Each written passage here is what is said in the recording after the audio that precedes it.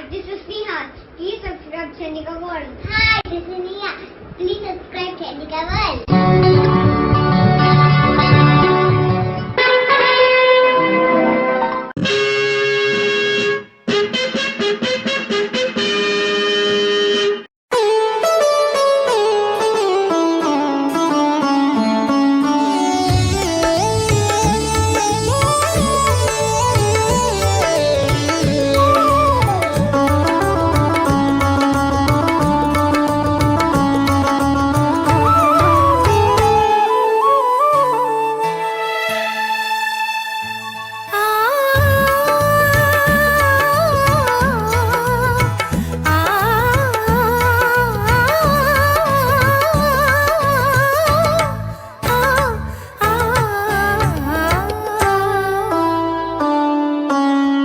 జ్యోతిష్యం అర్థం చేసుకుంటే అద్భుతం, అర్థం చేసుకోలేకపోతే అయోమయం. జ్యోతిష ప్రపంచం అనే పద్మవ్యూహంలోకి గ్రహపాటు వలనో తొందరపాటు వలనో అభిమన్యుల్లా కోట్లాది మంది చొరబడతారు. కానీ ఎక్కువ శాతం మంది ఆరంభశూరులే.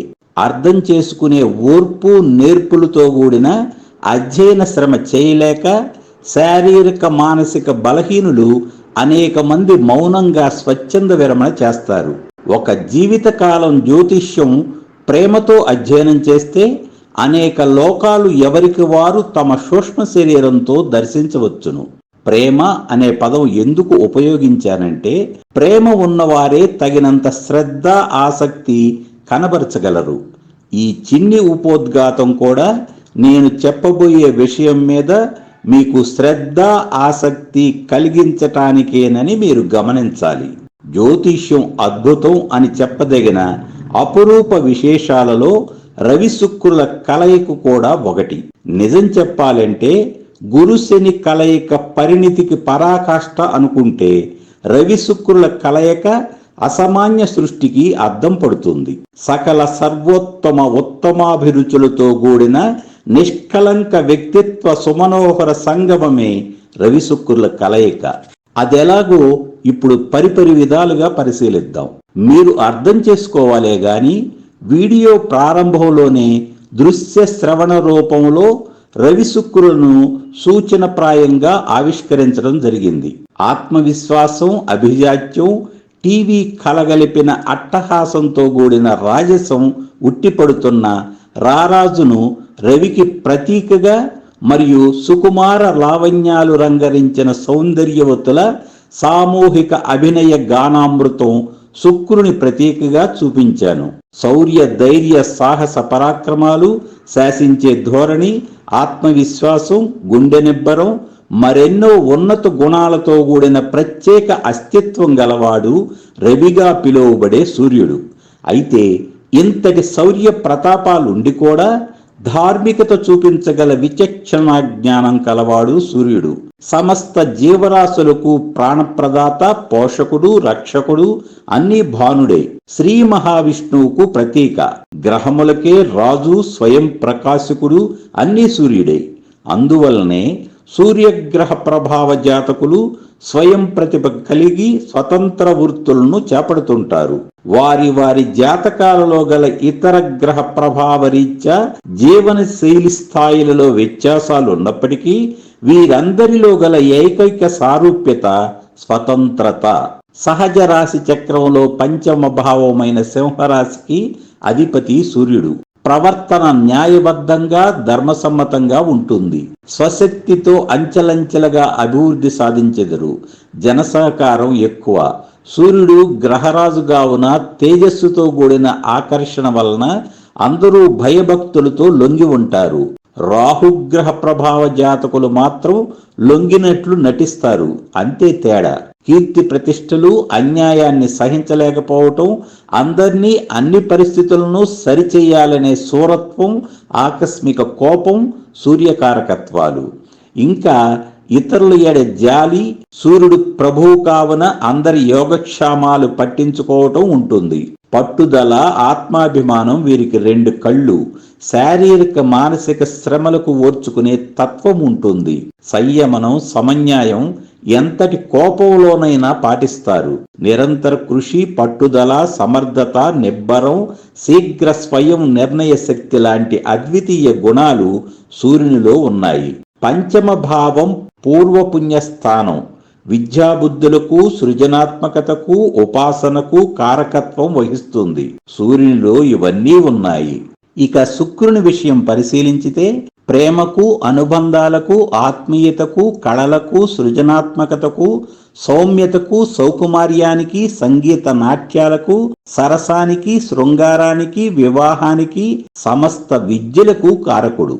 అన్నిటికంటే ముఖ్యంగా మృత సంజీవిని విద్య తెలిసినవాడు, బుద్ధిలో బృహస్పతికి ఏమాత్రం తీసిపోనివాడు, అందం, ఆకర్షణలకు కారణమైన వాడు శుక్రుడు. సహజ రాశి చక్రములో విద్య, ధన, వాక్కు, కుటుంబ స్థానమైన ద్వితీయ భావానికి, సమస్త సామాజిక సంబంధాలకు, జీవిత భాగస్వామికి కారకత్వం వహించే సప్తమ భావమైన తులకు శుక్రుడే అధిపతి. ఒక విధంగా చెప్పాలంటే సహజ పంచమ భావములో గల సృజనాత్మకతకు సూర్యుడు అధిపతి అయితే శుక్రుడే సృజనకు కారకుడు. ఆ విధంగా పలు విధాలైన సృజనకు రవి శుక్రుల కలయిక ఉపకరిస్తుంది.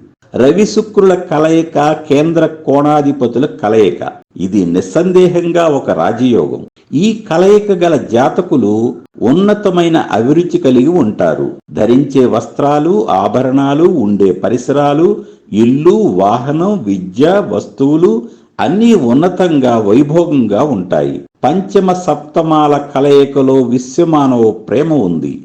నిష్కలంకమైన ప్రేమాభిమానాలు ఈ కలయికలో ఉన్నాయి. రవి శుక్రులు వేటికవే ప్రత్యేకత కలిగిన గ్రహాలు అయినప్పటికీ వీటి మధ్య అనేక విషయాలలో వైరుధ్యం ఉంది. అది ఒకసారి పరిశీలిద్దాం. రవి శుక్రుల మధ్య గ్రహమైత్రి లేదు. అందువలన ఈ కలయిక ఉన్న రాసులు, భావాలు, స్థితి నొందిన నక్షత్రాలను బట్టి వైరుధ్యం ప్రస్ఫుటంగా కనిపిస్తుంది. ఈ కలయిక రాజ్యభావమైన దశమ భావంలో ఉంటే అనేక వృత్తులలో రాణించెదరు. లగ్నములో ఉంటే జాతకులు అందంగా, రాజసంతో కూడిన ఆకర్షణతో హుందాగా కనిపిస్తారు. ప్రవర్తన, ఆవేశం ప్లస్ సౌమ్యత రెండు స్వభావాలతో కూడిన వ్యక్తిత్వం ఉంటుంది. పంచమములో ఉంటే ప్రతిభా పాండిత్యాలు, సప్తమములో ఉంటే భగ్న ప్రేమ, అనేక మందితో స్నేహ సంబంధాలు ఉంటాయి. రవి పురుష గ్రహం, శుక్రుడు స్త్రీ గ్రహం. రవి ఎరుపు రంగు, శుక్రుడు తెలుపు రంగు. రవి స్థిర రాశి అయిన సింహరాశికి అధిపతి. శుక్రుడు చరరాశి అయిన తులకు, స్థిర రాశి అయిన వృషభ రాశికి అధిపతి. అందువలన రవి నిర్ణయం మార్చుకోలేని, తిరుగులేనిదై ఉంటుంది.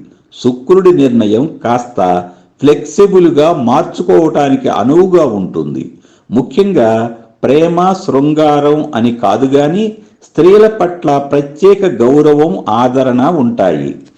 రవి క్షత్రియుడు, శుక్రుడు బ్రాహ్మణుడు.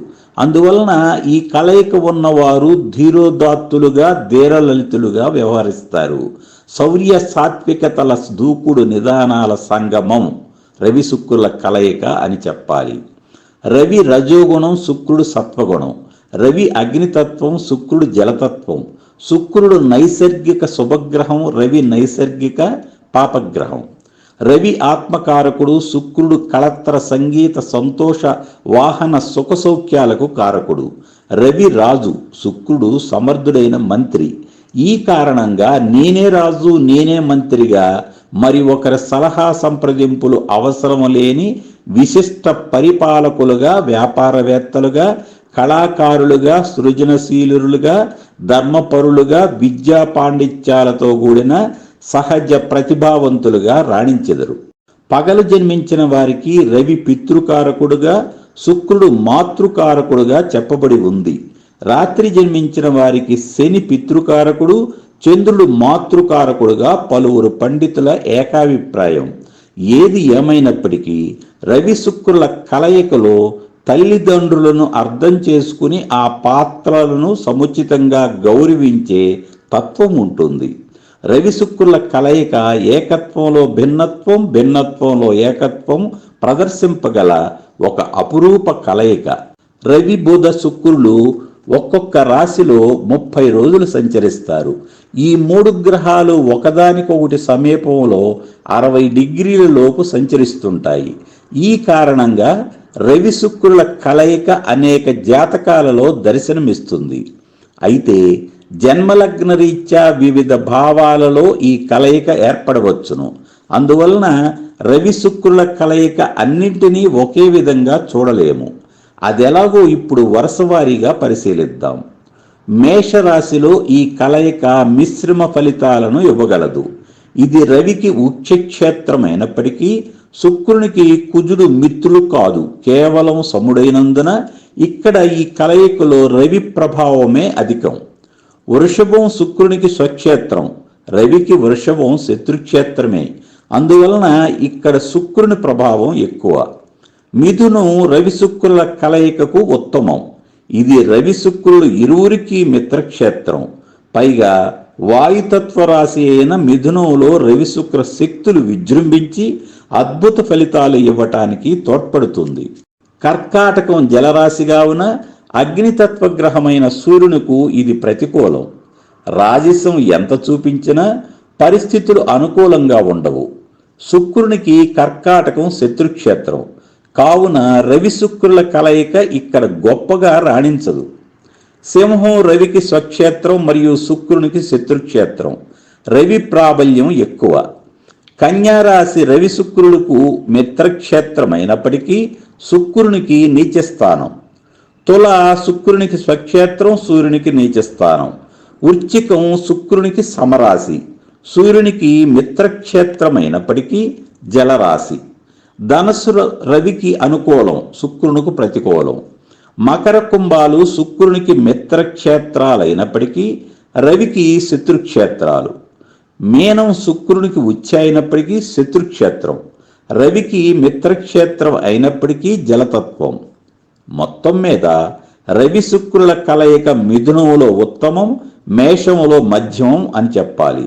తదుపరి సదరు లగ్నరీత్యా రవి శుక్రుల గల భావాధిపత్యాలు, రవి శుక్రులు స్థితి నొందిన నక్షత్రాలు, రవి శుక్రుల మధ్య దూరం ఇత్యాది విషయాలు పరిశీలించాలి. రవి శుక్రుల కలయిక లగ్న దశమాలలో ఉత్తమంగా, ఇతర భావాలలో అక్కడున్న స్థితిగతులను బట్టి చెప్పవలసి ఉంటుంది. ఇప్పుడు రవి శుక్రుల మధ్య ఉన్న దూరం గురించి సహేతుకత మాట్లాడుకుందాం. ఒక రాశి ప్రమాణం 30 డిగ్రీలు కావున రవి శుక్రుల మధ్య దూరం సగం కంటే ఎక్కువ ఉంటే, అంటే 15 డిగ్రీల కంటే ఎక్కువ ఉంటే ఈ కలయిక ఫలిత సాంద్రత తగ్గుతుందని చెప్పటం సమంజసమే. అయితే అసలు ఉండదని అనుకోరాదు. అస్తంగత్వం అనే విషయం ఒకటి ఉంది. కావున 15 డిగ్రీలలో సగం అంటే 8 డిగ్రీల కంటే తక్కువ ఉంటే శుక్రకారకత్వాలు అస్తంగత్వ దోషం వలన బలహీనపడవచ్చును. 15 డిగ్రీల కంటే ఎక్కువ వ్యత్యాసం ఉంటే కలయిక వలన అద్భుతాలు ఆవిష్కరింపబడకపోవచ్చును. ఏది ఏమైనా రవి శుక్రుల కలయికలో గల అస్తంగత్వం గురించి ఈ విధంగా చెప్పగలను. అస్తంగత్వం వలన శుక్రగ్రహం పూర్తి నిష్ఫలం అవుతుందని చెప్పకూడదు. 2 గ్రహాలు ఒకే డిగ్రీ మీద ఉన్న యెడల దాని ఫలితం ఎలా ఉంటుందనేది ఆ విధంగా ఉన్న జాతకులు తమ స్వీయ అనుభవాన్ని చెప్పవలసిందే గాని నేను ఏమీ వ్యాఖ్యానించదలుచుకోలేదు. కానీ రవి ముందు భాగాలలో ఉండి తర్వాత భాగాలలో శుక్రుడున్న యెడల మరియు ఆ దూరం 8 డిగ్రీలకు లోబడక 15 డిగ్రీలకు పైబడక ఉంటే అట్టి జాతకులు అనేక వృత్తులలో అనేక విధాలుగా తమ ప్రతిభా పాండిత్యాలను ప్రకటించగలరు.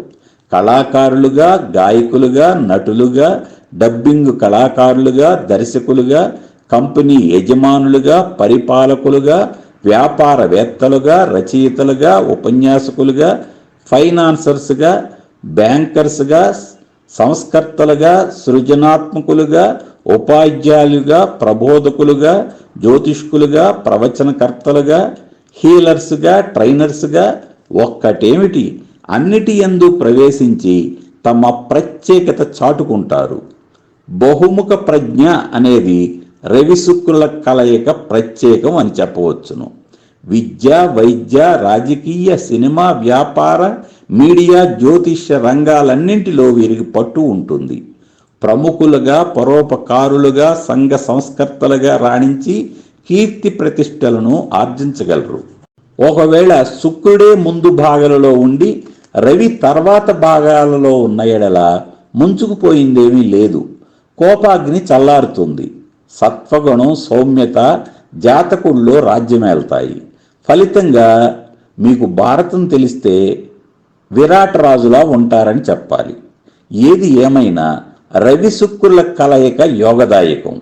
వివిధ భావాలలో ఈ కలయిక వలన ఫలితాలలో అనేక వ్యత్యాసాలు ఉన్నప్పటికీ రవి శుక్రుల కలయిక వినూత్నమైనదని, విశిష్టమైనదని పేర్కొనాలి. చివరిగా ఒక మాట, ఏ ఫలితమైనా సదరు ఫలితాలు ఆయా గ్రహ దశలు, అంతర్దశల కాలంలోనే సాధ్యమని గుర్తుంచుకోవాలి. అయితే ఆ ప్రతిభా పాఠవాలు ఎప్పుడూ ఉంటాయి. రాణించటానికి మాత్రమే యోగ దశలు అవసరమవుతాయని తెలియజేస్తూ ముగిస్తున్నాను. మీ అందరికీ శుభాకాంక్షలు తెలియజేస్తూ సెలవు తీసుకుంటున్నాను.